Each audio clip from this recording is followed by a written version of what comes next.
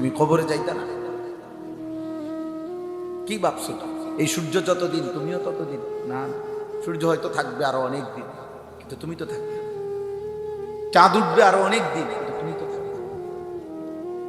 স্বার্থপর এই দুনিয়া একদিন তোমারে আমারে কবরে রাইখা বাকি মানুষরা হাসবে, গাইবে,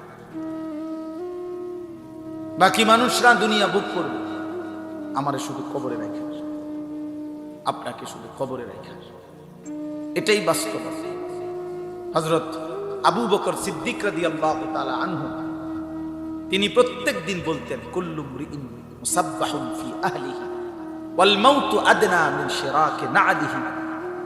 হযরত আবু বকর সিদ্দিক রাদিয়াল্লাহু তাআলা বলতেন, হায় মানুষ তার বিবি বাচ্চা পরিবার নিয়ে কি সুখে দিন যাপন করছে, অথচ সে যদি জানতো যে মৃত্যু তার জুতার স্যান্ডেলের চাইতেও কাছে, তার স্যান্ডেলের ফিতার চাইতেও মৃত্যু কাছে। হযরত আবু বকর সিদ্দিক এটা বলেন। হযরতে ওমর ফারুক রাদিয়াল্লাহু তাআলা আনহু 10.5 বছর মুসলমানদের খলিফা ছিলেন, অর্ধ পৃথিবীর বাদশা ছিলেন, কিন্তু কিতাবে আছে এই 10.5 বছর উনি একজন আলাদা কর্মচারী, গোলাম, আলাদা একজন লোক নির্ধারণ রেখেছিলেন যে ওমরের সাথে থাকতো সারাক্ষণ। আর থাইকা তার চাকরি, তার ডিউটি, একটা কাজ শুধু ছিল তার। কিতাবে আছে ওই লোকটা কিছুক্ষণ পর পর তার শুধু ডিউটি ছিল, সে শুধু মনে করায় দিত, ওমর দুনিয়ার মধ্যে দিল লাগাইও না, কবর তোমারে নিয়ে যাবে, মৃত্যু তোমার হয়ে যাবে। এই ওনার চাকরি ছিল যে আখিরাতের কথা মনে করে। হযরত ওমর রাদিয়াল্লাহু তাআলা আনহুকে মৃত্যুর কথা স্মরণ করায় দিত, এজন্য তিনি একজন আলাদা লোক রাখছেন। হযরত ওমর রাদিয়াল্লাহু তাআলা আনহু, আমার কাছে আরবি কিতাব আছে রিসালাতুল মুস্তারশিদিন, ওই কিতাবের শুরুতে একটা মোটা আরবি কিতাব, কিতাবের প্রথম একেবারে সর্বপ্রথম পৃষ্ঠা, খালি পৃষ্ঠার মধ্যে শুধু একটা বাণী লেখা, একটা কথাই শুধু লেখা আছে। সেই কথাটা হলো ওমর রাদিয়াল্লাহু তাআলা আনহু একটা বাণী। বাণীটা কি? ওমর রাদিয়াল্লাহু তাআলা বলতেন, কুল্লা ইয়াউমিন ইউকালু মাতা ফুলান মাতা ফুলান ওয়ালা বুদ্দা মিন ইয়াউমিন ইউকালু মাতা ওমর। দুনিয়াবাসী প্রতিদিন ঘোষণা হয়, আজ অমুকের মৃত্যু হলো, আজ অমুকের মৃত্যু হলো। শুনে নাও দুনিয়াবাসী, নিশ্চিত একদিন ঘোষণা হবে আজ ওমরের মৃত্যু, আজ ওমরের মৃত্যু হলো। এই চিরন্তন বাস্তবতা। আল্লাহ তাআলা বলছে, বান্দা তো তুমি অনিবার্য সত্য, চিরন্তন সত্য, 1000 বার চোখে দেখছো তুমি, শত শত মানুষের মৃত্যু তুমি দেখছো, কত জানাজা পড়লা, কত লাশ দাফন করলা, কত মায়ের, কত বাবার, কত ভাইয়ের, কত বোনের আহাজারি তুমি দেখলা লাশের সামনে, কিন্তু কোনো কান্না, কোনো আহাজারি মাটিতে থাকতে দেয় নাই, দুনিয়াতে থাকতে দেয় নাই কাউকে, না ইমানদার কেউ না, নাফরমান কেউ না, আব্দুল কাদের জিলানি কেউ না, ফেরাউন নমরুদ কেউ না, তো তুমি থাকবা না। এই ছোট্ট সত্য কথাটা কেমনে ভুলে যায়?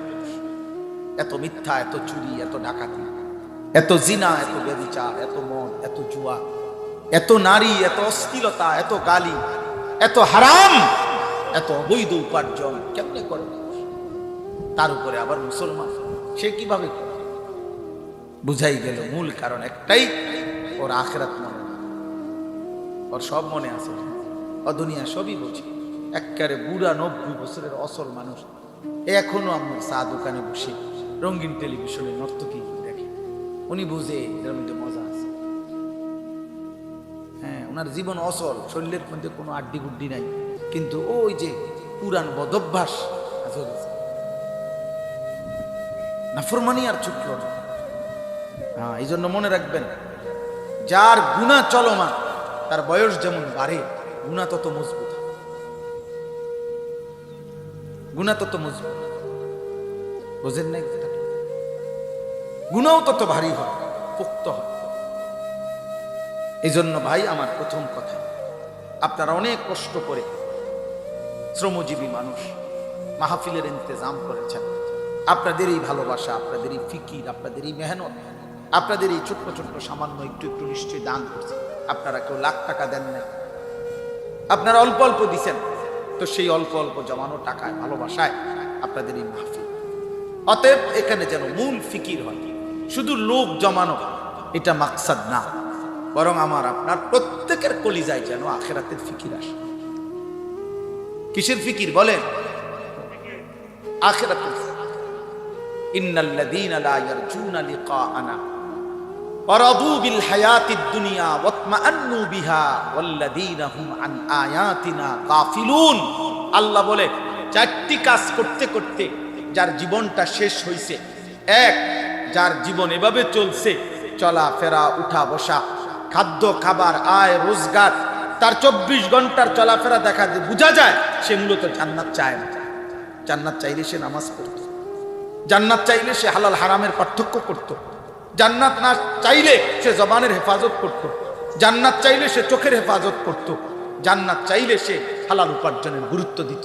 কিন্তু আল্লাহ বলেন, তার চলাফেরার দ্বারা বোঝা যায় আসলে সে জান্নাত চায় না। দুই, ওয়ারাদু বিল হায়াতিদ দুনিয়া, 24 ঘন্টা যে দুনিয়া পেয়ে দুনিয়ার জীবন নিয়ে খুশি হয়ে আছে, খাইতেছে, ঘুমাইতেছে, হাসতেছে, এক হাতে বিড়ি খায়, আরেক হাতে অকথ্য মুখে গাইল লাইতে আছে, টেলিভিশনে নর্তকী চলতে আছে, চা খাইতেছে, যারে মন চায় ঘুষি দিতে আছে, হুমকি দিতে আছে। বাহ, মানে দুনিয়া নিয়ে খুশি। কোনটা যে এখানে মিথ্যা, কোনটা কোনটা হারাম, এখানে গুনাহ হচ্ছে কিনা, আরে বেটা গুনাহ কিতা আবার সওয়াব নে কি আবার। এই আল্লাহ বলেন, 2 নম্বরে যার জীবনটা এভাবে চলে যে দুনিয়ার জীবন নিয়েই খুশি হয়ে আছে। কোন জীবন? 3, ওয়াতমাআন্নু বিহা, 3 নাম্বার হলো যেটুকু দুনিয়া অর্জন করেছে এটুকু দুনিয়া পেয়ে যে সন্তুষ্ট, আর কোনো চাওয়া পাওয়া নাই, কারণ দুনিয়া পাইছে। আল্লাহর রহমতে 3 ফুট বিদেশ, 4টা মেয়ে বিয়ে দিছে, আল্লাহর রহমতে এই সামান্য আয় দিয়া হুজুর এখন বিল্ডিং করছে, রাস্তার লগে কত জায়গা কিনছি, হ্যাঁ হ্যাঁ, বউ বাচ্চা নিয়া খাইয়া পইরা আলহামদুলিল্লাহ, আর চাওয়ার কিছু নেই। আল্লাহর কাছে যা চাইছি আল্লাহ সব দিছে, সব দিছে। আল্লাহর দোয়া, আমাকে দোয়া, 10 জনের দোয়া, আল্লাহ দুনিয়া যা চাইছি তৃপ্ত। এই আল্লাহ বলেন, দুনিয়া পেয়ে যে সন্তুষ্ট, দুনিয়া পেয়ে কি? 4 নাম্বার, ওয়াল্লাযীনা হুম আন আয়াতিনা গাফিলুন, আমি আল্লাহর আয়াত, আমার বিধান, আমার হালাল হারামের হুকুম, আমার কোরআনের একটা একটা বিধান, আমার রাসূলের একটা একটা তরিকা, এর থেকে যে গাফিল। চাচা তো মাশাআল্লাহ আপনি অনেক বোঝেন, তাব্বাতিয়াদা শুদ্ধ করে বলেন পারেন, আত্তাহিয়াতু শুদ্ধ করে পড়েন পারে না, 2 রাকাত নামাজ সুন্নাত মোতাবেক বলেন পারে না, 4টা সূরা শুদ্ধ করে বলেন পারে না, আলহামদুলিল্লাহ সূরাটা ঠিক করে বলেন চাচা পারে না। নবীজি সাল্লাল্লাহু আলাইহি সাল্লাম বাথরুমে ঢুকতে চাচা কি দোয়া করতেন কোন দেখি? না। বাইরে কি দোয়া করতেন? না, জানা নাই। ঘুমের শুরুতে কি দোয়া করতেন? না, জানা নাই। কোনটা হালাল কোনটা হারাম জানা নাই। আজকে যে 30 বছর ব্যবসা করছেন, 30 বছরে ব্যবসার উন্নতির জন্য যতবার হুজুরের কাছে দোয়া চাইছেন, তার পরিমাণ বা অর্ধেক, তার সিকি পরিমাণ হালাল হারামের বিধান জানতে চাইছেন না। মানে দোয়া নেওয়ার যেমনে আছে, উনি যেমনে যেমনে ব্যবসা করে করে, আমার দায়িত্ব শুধু দোয়া করে দেন যে এটার উপর, এটা সুদ হোক, এটা কিস্তি হোক, এটা লোন হোক, এটা সিটারি হোক, এটা 2 নম্বরই হোক, এটা টেলিভিশন লগে চালাইয়া হোক, আমার দায়িত্ব হলো শুধু দোয়া করে দেন এটার উপরে যাতে বরকত হয়। বুঝেন না কথাটা? মানে হুজুরে বলছে, হুজুর খাস করে দোয়া করে দেন, এমন দোয়া দিবেন, জাঁতা দিবেন দোয়ার মধ্যে, যাতে কাস্টমারের ফিড়ে ফিড়ি লাগে আর কপালে। হ্যাঁ, অন্য কিছুর দরকার নেই। কোনটা হালাল কোনটা হারাম এত বিষয় আপনি নাক গলাইয়েন না। 200 নিছেন, দোয়া করে দেন, খালাস। বুঝছেন না? লাগলে টাকা আরো 100 বাড়াই দিন, অন্য দিকে যাই, শুধু শুধু বরকত বরকত যাবে।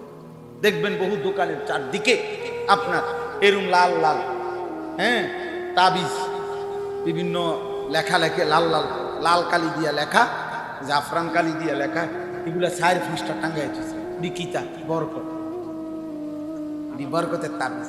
এই ইডির মাঝখানে বইয়া বিনি, এগুলার মাঝখানে বইয়া এই ডাকাত যে গালি দেয়, গালির লগে মাটির তলে সাবু ধরতে, বুঝেন না? এই কিসের হালাল কিসের হারাম, কিসের জায়েজ কিসের না জায়েজ, এই তাবিজ দিয়ে মিলাই গেছে। আল্লাহ তাআলা বলে, তো আমার বিধান কোথায়? হালাল হারাম কোথায়, পাক নাফাক কোথায়, তোমার জন্য আমার আদেশ নিষেধ কোথায়, এগুলোর থেকে লাভ। এই চারটা জিনিস। ইন্নাল্লাযীনা লা ইয়ারজুনা লিকাআনা, যে জান্নাত চায় না। 2, দুনিয়ার জীবন নিয়ে যে খুশি হয়েছে। 3, যেটুকু দুনিয়া অর্জন করেছে এটুকুতেই সে সন্তুষ্ট। 4, আমি আল্লাহর একটা একটা বিধানের ব্যাপারে যে গাফেল, আখিরাতের ব্যাপারে যে গাফেল। খোদার কসম, সূরা ইউনূসের আয়াত, আল্লাহ বলেন উলাইকা মাওয়াহুমুন নার বিমা কানু ইয়াকসিবুন। আল্লাহ বলেন এই লোকটির সারা জীবনের যা অর্জন সবকিছুর বিনিময়ে তার ঠিকানা শুধুই জাহান্নাম, জাহান্নাম, জাহান্নাম, জাহান্নাম। এজন্য শুধু দুনিয়া মিলাবেন, আখিরাত শুধু কি মিলাইলে হবে না। সেদিন চট্টগ্রাম আমি এক মাহফিলে, আমার কাছে বয়ানের সময় একজন বড় নেতৃস্থানীয় ব্যক্তি, এমপি প্রার্থী ছিলেন এবারে, উনি আইসা বসছিলেন। উনি যখন বসছেন ঘটনাচক্রে আমি এই আয়াতের তাফসীর বয়ান করতেছিলাম। আলহামদুলিল্লাহ উনি বয়ান শেষ পর্যন্ত শুই না, এবারে আমরাই বসছি, আপনি এবার একটু বক্তব্য।